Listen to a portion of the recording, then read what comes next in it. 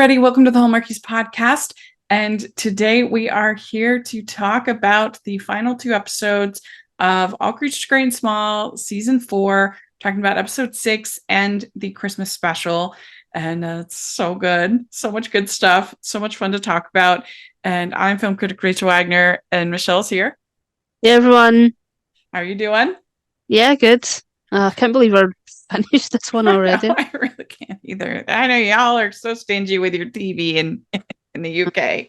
Only 6 episodes, 7, including the Christmas. We need more. Yeah, maybe that's why it's so good, but it just doesn't help that episodes. It was interesting. So on our last recap that we did, we had a comment in our last recap that we did. We had a comment saying that says that I think the name of the show is a deterrent. I know I thought it would be cutesy and not the character-driven show that it is, which is interesting. All Creatures Great and Small, it's from scripture. So I wouldn't have thought of it as cutesy, but it's just interesting what people, people think. But then we had another comment respond to her, and this is very interesting. She says, I'm a big fan of period dramas and the genre, but this one is a little boring to me. I still watch it because of a masterpiece series, but with no excitement. The stakes are so low, saving a ferret and curing a dog of flatulence, for example. The plot is repetitive. James can do no wrong. This is reserved for very niche public, and although it is well written and acted, it will never attract a large audience like Downton Abbey did, in my opinion. You need a female lead, since most who watch this genre are women, with an epic love story and lots of drama. So there's a lot to unpack there in that comment. We could probably do a whole episode. But let's talk about some of the things. I mean, it's an interesting perspective. But I mean, sometimes I worry that you and I see very much eye to eye on the show. Uh-huh. Yeah. People think we're like sponsored by the show or something to just like give it a glowing sort of, and it is interesting. I think the female lead character aspect of it is really interesting because she's not wrong. You look at Downton Abbey, the main character is very much Mary. I don't know, I can't remember back in the early seasons if they tried to push Matthew or any other male characters to the forefront, and then sort of realised later that people were tuning in for Mary. But that is really interesting. I mean, if you look at something like Bridgerton, and they are very much like female led, even though the romance is very much at the forefront. I mean, to me, I absolutely think there's an epic love story. That's the part I would disagree with. And I do think that there's something episodic about the different cases, they go out on and meeting the different people. That's just part of a television show. And episodic is so hard to come by now. I'm watching, it's a very different show, obviously, but watching other shows, it just feels like, you're just watching a 12-hour movie. Compared to like, and maybe part of it is that, I have When Calls the Heart to compare it to, and compared to that, they've had some stakes. Yeah. And so maybe that's part of it, is that I'm just to that. But I mean, like, they didn't pretend World War I didn't exist. Yeah. For example. And I think stakes is sort of subjective as well. I mean, I'm very much like an animal person, so the animal sort of welfare aspect of it does sort of appeal to me. Yeah. If the sort of threat of Mrs. Hall leaving isn't a big enough stake for you, then I understand that it might not be the show for you. But for me, 4 years into invested in this show, like, that's a storyline that very much like affects me as I'm watching it. Like, it feels very high stakes, not very high stakes, but it does feel for this show one of the highest stakes of the show. And I Well, think especially after losing Tristan as well. I mean, we don't want to lose anybody else. So well, it and is that. there is some comic relief, obviously, but like even with the dog that's gassy, like that really wasn't about the dog. It was about Mrs. Pumphrey Yeah. and her kind of her issues and her dependency and with the animals and so it's about a character we've come to kind of know, and so I think there's like a tiny bit more stakes than maybe they would let on, but also there is something kind of comforting about a lesser stakes show, something Hmm. that's sweet. But the plot is repetitive. James can do no wrong. I mean, he is a pretty wonderful character in that way, but I don't know. I don't feel like he's like a what do they call the I don't feel like he's like a Mary Sue kind of character. That he still feels relatable to me, but yeah, it's an interest. It was I thought it was an interesting comment. Yeah. Hmm. I mean, I feel like professionally, that's probably um leans a little bit more true.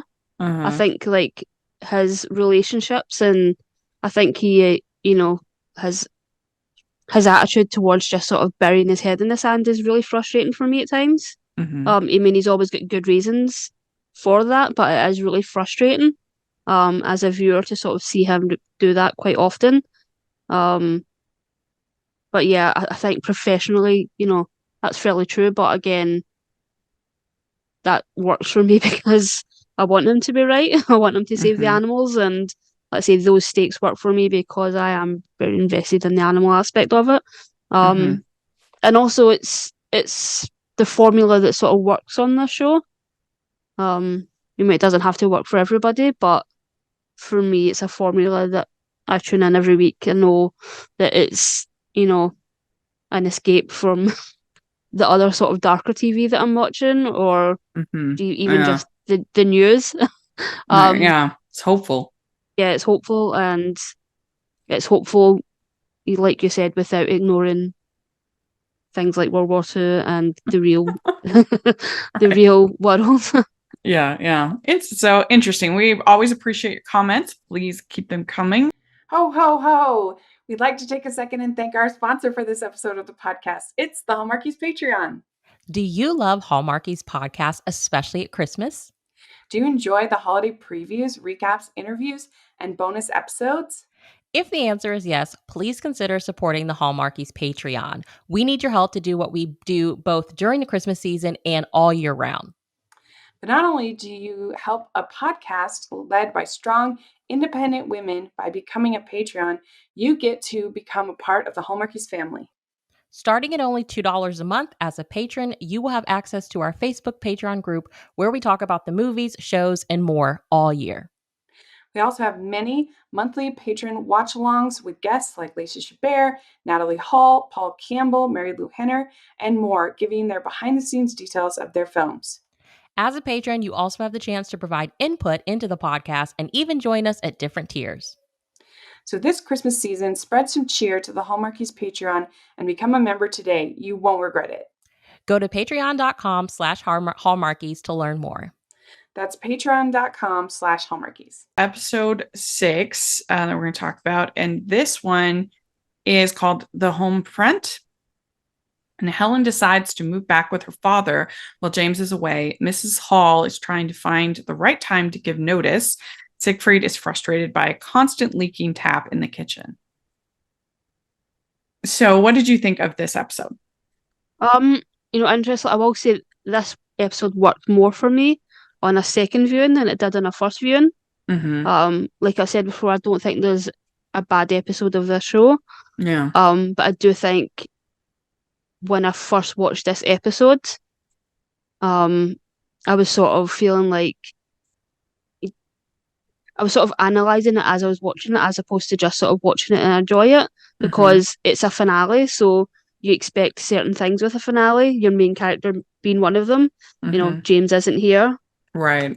We lost Tristan last season, so I think on the second viewing, I was able to sort of appreciate the fact that they were confident enough in the three characters that they had. You know, Mrs. Hall, Helen, Siegfried, they were sort of confident enough in those characters um, to give them the finale, essentially. Mm-hmm. And I think that's like a very brave decision. But I Mm-hmm. do wonder if it had, if they had, if they would still do that, knowing that they wouldn't have the Christmas episodes.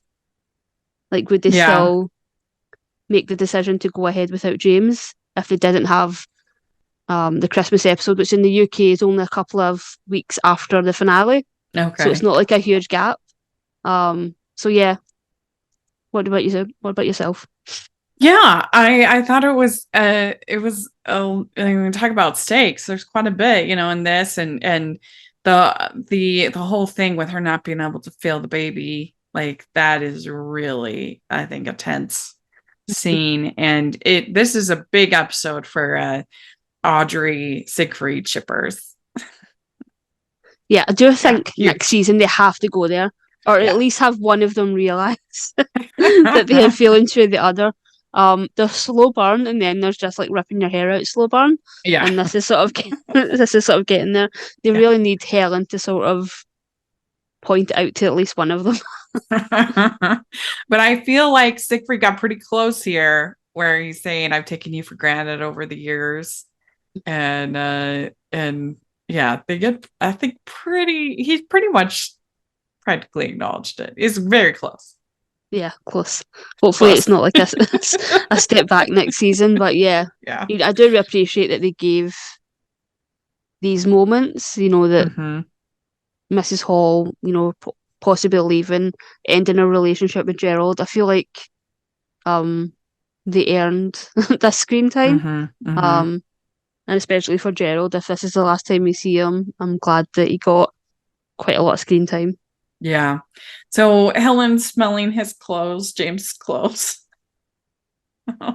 So that'd be so hard. Yeah. Oh, I can't even imagine, especially being pregnant. hmm That would be Yeah, it's extremely unthinkable. hard. Yeah. Yeah. And she's like trying to fix the faucet. Siegfried's trying to fix the faucet. Nobody can get it fixed and is hmm frustrated. And so Helen decides to go and visit her dad and Jenny. And her father is a lot in this episode, is very, very protective of Helen. And she says, it's my job to think about the baby, to take care of the baby.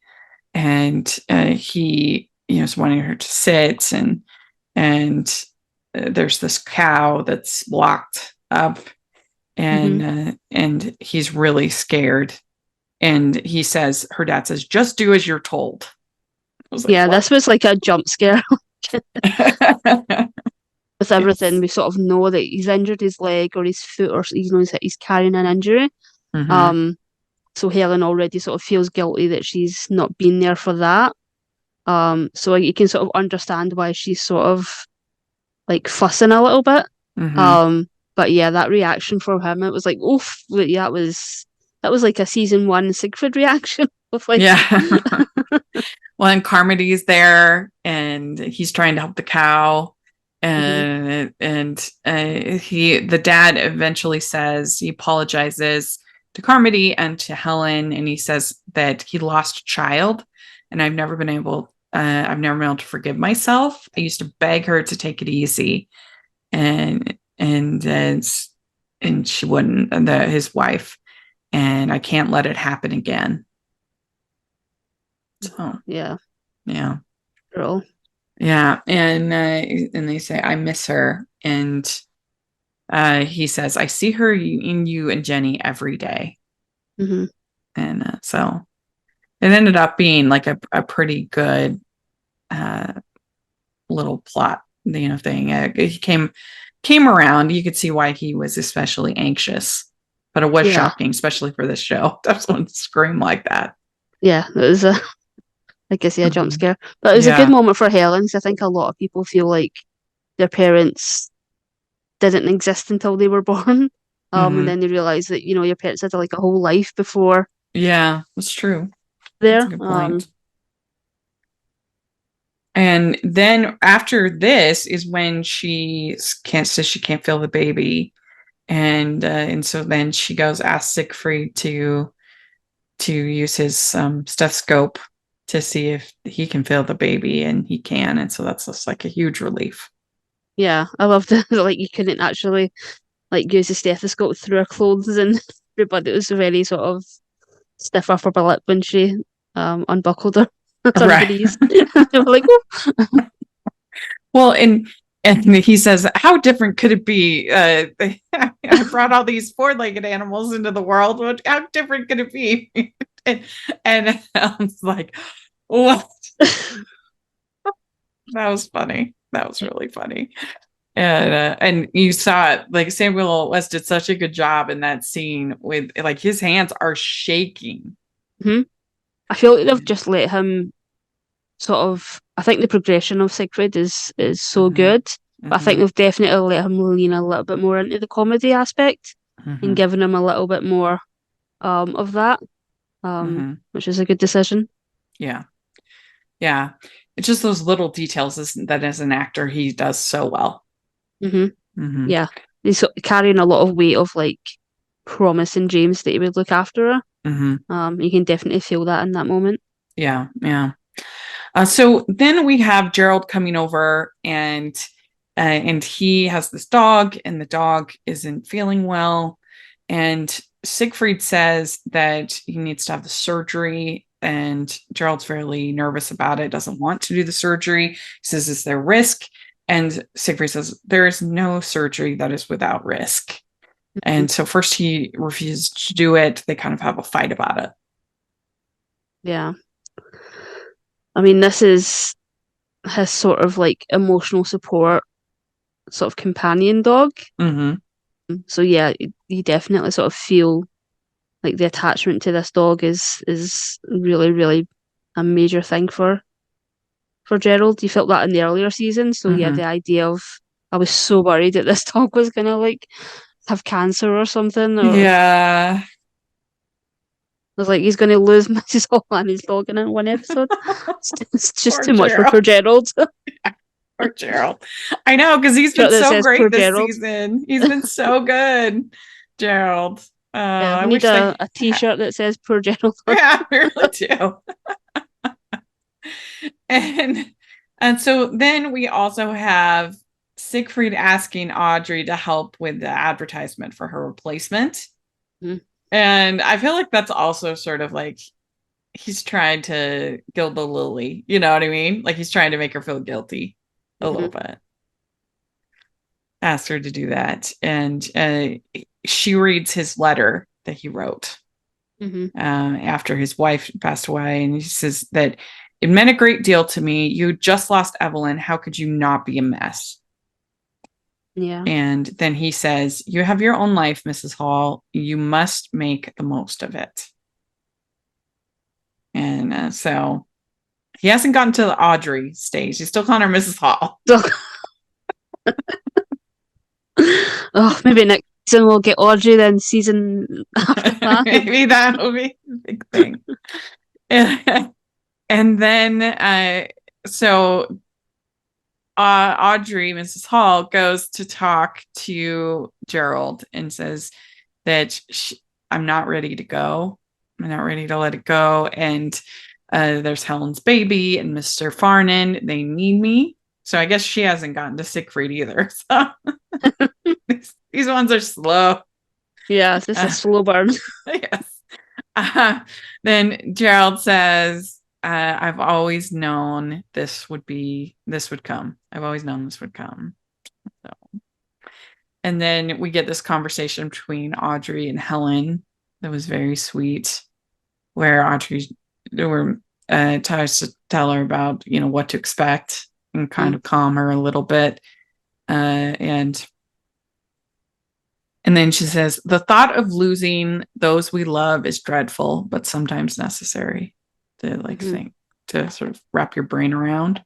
Mhm. And uh, then Gerald leaves and Audrey says thank you to him. Um, And then she's talking to Siegfried, and Siegfried says, I think it would be the most practical thing for you to stay on. And that's when he finally says, if I've taken you for granted over the years, I'm sorry. Ugh. Yeah. Yeah, it was a big moment. Big moment. Yeah, huge moment for Siegfried. And yeah, if these two don't get it together next season, I'm going to lose it. Yeah, for real. And we find out that Gerald had fixed the sink. Oh, poor Gerald. He's great. Poor Gerald. And they're playing Scrabble, which is a Mhm. favorite in our house as well. So Bad at Scrabble. it can be it can be pretty fun. It depends on who I'm playing with. My mom, I'm terrible with her. She has such a big vocabulary. My mom always is getting the most random words. I'm like, how do you even know these words? Like she knows all these words about like different parts of ships. She's always like, that's like the whole of a ship. And I'm like, what are you talking about? Like, how do you know that? Yeah, I'm such a bad speller that I'm so bad at like Scrabble. Because you can't like look anything up to like check Yeah. spelling, or like it's so frustrating for me. Mhm. Oh, we sometimes have a dictionary with us. You don't look it up? We've done Well, that before. yeah, for like spelling and stuff like that. Like Mm. I'll never played with family, and they're like, "Oh no, you can't do that. It's like against the rules." And I'm just like, Oh, so you're like, oh, like it's just not worth the argument. I'm just like, nah, I that's don't wanna why play. your family's mean. Like, ugh, They play mean Scrabble. yeah.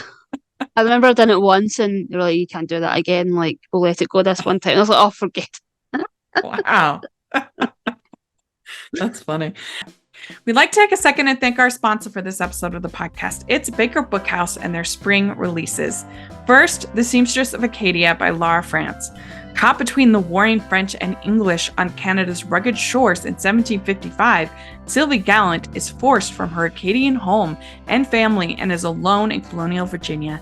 Now, the enemy soldier who once tore her world apart might be the key to restoring her shattered past. Next, The Irish Matchmaker by Jennifer Dybel. Catriona Daly is no stranger to the business of love, even though personally she has yet to find it. Eager for a match of her own and a fresh start away from her sleepy village, she makes grand plans for the annual Lisdorvarna Matchmaking Festival. She never expects, however, a shy, widowed sheep farmer to distract her from her goal. To get ready for summer, we have Just for the Summer by Melody Carlson. Ginny Masters manages a Seattle boutique hotel but is tired of the rat race. Jacqueline Bowman manages her grandfather's fishing lodge in Western Washington, but she longs for city life. Eager for a change, these women swap jobs for the summer, but it's not quite so simple to find the happiness and love they're searching for. And finally, Sandkissel Inn by Irene Hannon.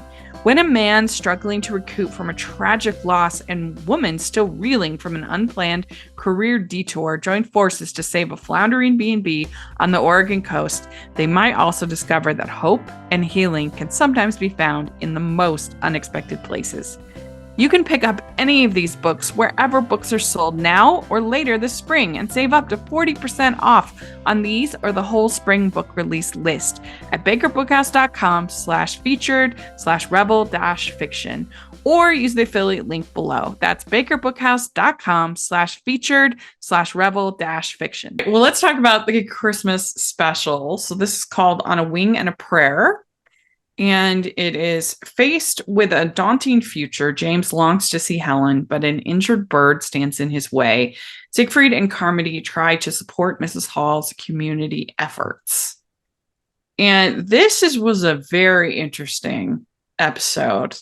I mean, I was shocked to see what for James to go AWOL. That really was surprising to me. Yeah. I mean, I For don't his know, character and who he is.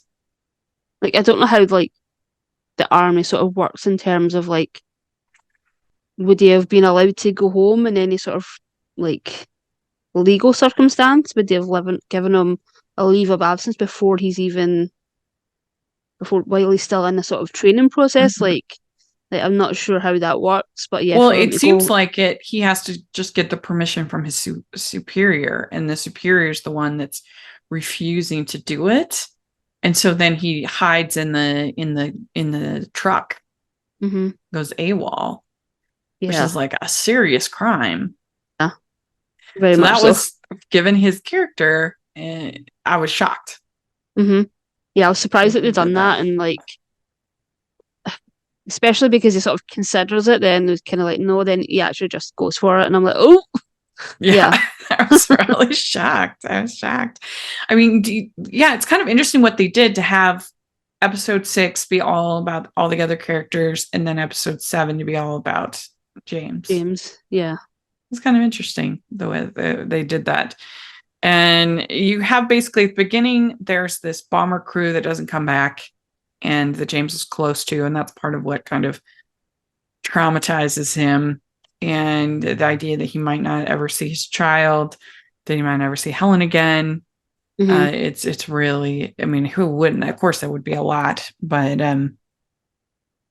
and I and Helen can't come because she's just so pregnant.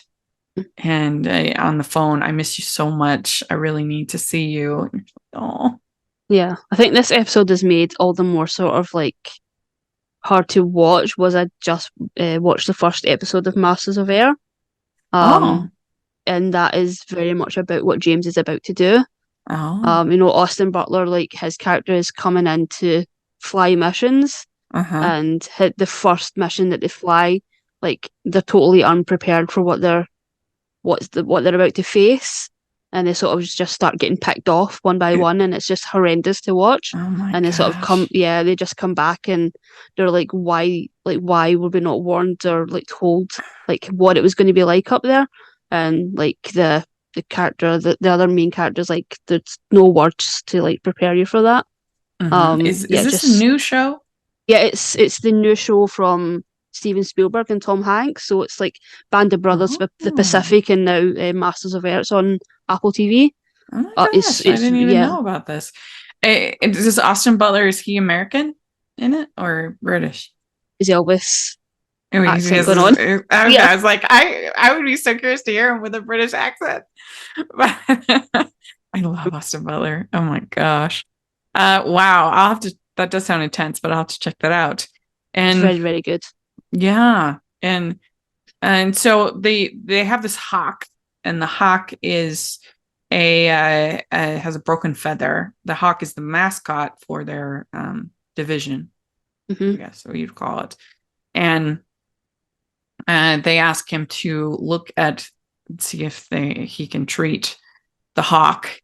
And it's when he asks if he could get leave to see Helen, and it's rejected. mm Basically, the guy says like none of the other people are letting, and I would get the impression that James is a bit older than everybody else in his division, Yeah, yeah. They sort of call him. What is it they call him in the pops or episode? something like that. Pops says, yeah, yeah. They call him Yeah, too old. and yeah, and so like the I don't know all the, I'm sorry, I don't know all the different names for the different positions and things, but his superior says that, you have to lead the example for the whole Yeah, rest of the troop. If I let you go, then it'll cause problems. And this is when he sneaks into the car.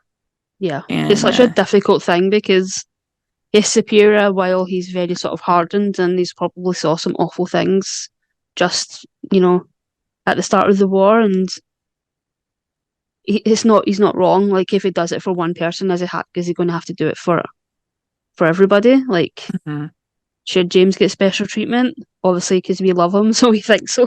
But right. reality of the situation, yeah, I was, and when the episode first started, I was like, how are they going to get him back to Helen, or are they just going to Mhm. keep them apart the whole episode?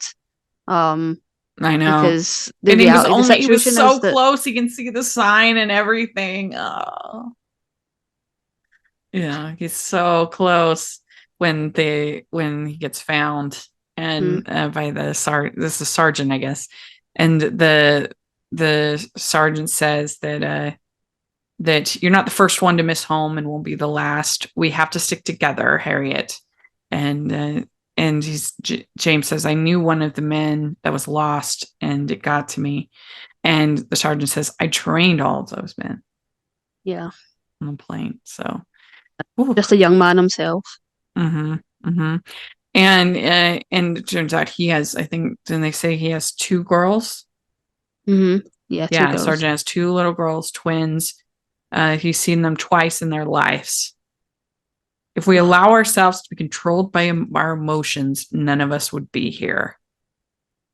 And then he says, I can't not want to be with my wife and unborn child. And if your mind is not on the job, it will only end one way. You have to trust your brothers, and they have to know they can trust you. Yeah. Ugh, it's so hard. It's tough. Man, I couldn't be a soldier, that's for sure. No way. Imagine the weight of that, like, responsibility. Mm-hmm. Just, it's unimaginable. Really admire those that are able to do it. And and I guess the thing I might say if I were James is that, like, maybe this new baby could give everybody something to live for, and could help sort of encourage the whole entire division. I don't know, but it is a tricky thing, because you let one person go, everybody's going to want to go. Everybody has family. Everybody has. So I kind of get it, but it's tough. That's why I was just so surprised that he snuck. He went AWOL. Because that's a serious. You'd be in prison. Yeah, Serious I'm surprised. crime. I'm surprised he didn't end up in prison because of I it. guess, I mean, he saved the bird, so that was enough. But he hitchhikes with this guy named Michael Collins, and they're looking for this cat. And Like, my stomach drops the second he mentioned the cat. I was like, oh my god, he's going to take Helen's cat. yeah, Because the episode starts with her, like, cuddling the cat, like, asleep, yes, and I was like, oh my god, they're going to take Helen's cat. I know, for real. And we also have Helen's dad bringing her the crib. And Miss Pumphrey says it's times like this that the people come together. And so I think it's funny that was the first time she'd ever been to the pub. right. Yes, and so Helen is I liked that Helen was whittling the log for the fire, that Scottish tradition that James does. That was very sweet. Yeah, it's a nice callback to was it the second Christmas special? It's one of the early ones anyway. I forget what it's called, but yeah, that James did that, and because this wasn't the most Christmassy episode of as far as Christmas special, but because you've got all the war stuff and everything, but Christmas Day is coming, and you also have Carmody getting signed up to play Father Christmas. And did we know that Carmody was Jewish? We didn't know. Okay, because that I was gonna say, I was like, oh, I didn't know that. So all this stuff, he's like, this is all new to me. That was funny. What do you think about Carmody? Is he growing on you? I think it's been interesting that they haven't given him, like, a huge amount to do for his first season. I don't know if that they're maybe, like, testing the waters to sort of see the audience's reaction to him. But it is interesting, especially, like, in the last episode and in this episode, with so little James in the previous one, that he wasn't in it more. So yeah, I do think it is interesting that they've sort of just sort of parceled him out a little bit. Yeah, it'll be interesting if they sort of have him more full time next season. I think so, because he's going to be in Tristan's room. Yeah. Yeah, because he dresses as Father Christmas, and he has this conversation with Siegfried. I like the singing, the eating, and the joy of Christmas. You must think me, this makes me a hypocrite. Yeah. Because he sort of spoke out against, or not against it, but that they didn't understand it. And Siegfried says, no, I think it makes you human. If you wanted to stay, you could always have Tristan's old room, but keep your hands off my whiskey. Yeah, I do think they have to sort of develop him a little bit, give him a little bit more personality beyond the sort of bookish thing that he's got going on. Yeah. Sort of, yeah, I think the rigidness only works for so long. Mm-hmm. I mean, if you look at, James in the beginning, or even just like Siegfried in the beginning. Mm-hmm. So yeah, I do think that they need to have him loosen up a bit, for him to work fully for me. Mm-hmm. He's a bit too rigid. Yeah, I can see that. Yeah, make him give him maybe a relationship or somebody to kind of connect with a little bit more, and would, because that you need that sort of you need that kind of cover to be sort of taken away. Yeah. Yeah, yeah. So it'll be interesting to see what they do. And James works on the bird, and it's like he creates an artificial uh feather. Like a splint or some kind, but Splint. Yeah, like that's a good word. inside is Splint. for like, but inside the feather. It's like out of a toothpick, kind Yeah. of. Yeah. So he's very creative, very creative. And Carmody gets chased by a dog. He gets bitten by the dog. And and he's incapacitated since the altercation with the hound. And so then we see Siegfried giving Carmody sherry and saying "Merry Bloody Christmas," and they exchange presents. Audrey gives Carmody a bow tie, and so there's just, it's just sweet, this little family that they made. Yeah. Mm-hmm. Yeah. And the love that they all have for each other. And I mean, that's why it's going to take them forever to do anything, because it's the classic friends to lovers Yeah. problem that you have, because they don't want to say anything, because then it's going to make things awkward and it's going to ruin everything.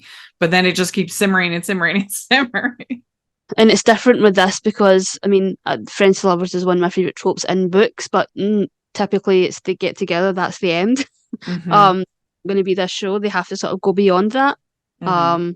And if they can make that work. Mm-hmm.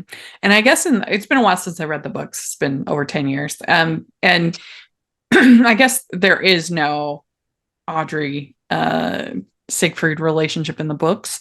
Don't think so. I think they aged her down quite a bit for the show. Yes. Yeah.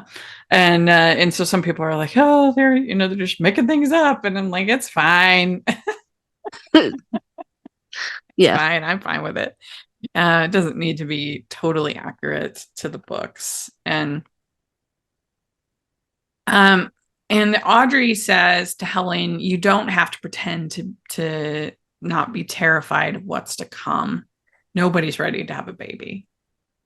Yeah, which feels legit. I'm sure. Oh my gosh.